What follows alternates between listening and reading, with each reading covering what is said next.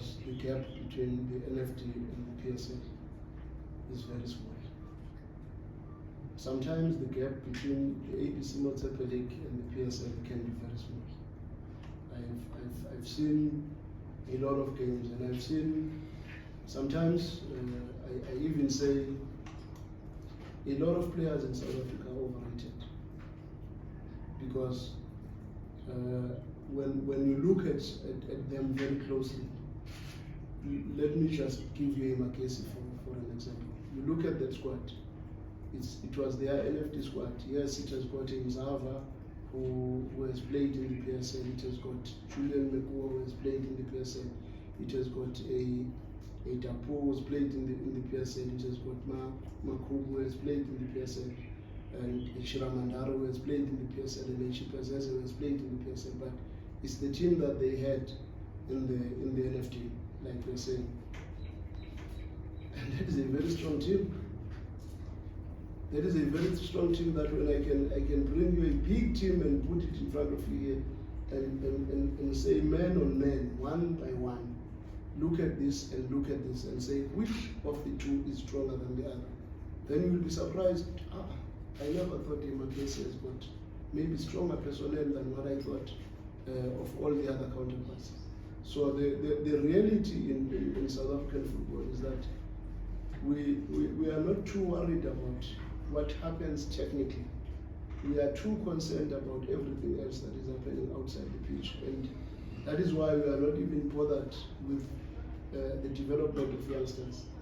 And the teams that are working very hard on their developments, they are really showing their strength in the PSL, probably without much budgets. If you look at teams like Stellenbosch, they have been able to hold their own in the PSL without spending so much.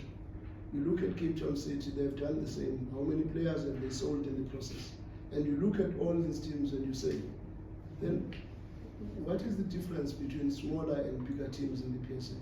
Probably we should try and invest a little bit more on our coaching, on our coaches, and maybe employing more people that can add value technically in the game.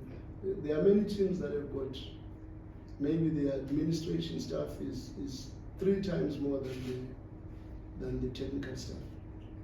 But it's a football game. We are football clubs. We must make sure that technically we leave no stone unturned. And I don't think most teams in the country are spending a lot of money technically. They are spending a lot of money in everything else that is around football. And that is going to be detrimental to many teams, because a lot of big things are still going to happen in the country, where you will see big teams fighting for relegation, and you'll start saying, what is happening? Because the gap is very small.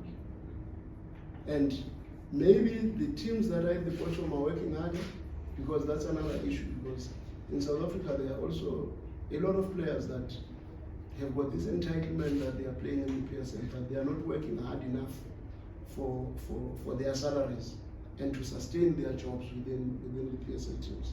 So there are many things that you can look at, but believe me, we have a lot of work to do.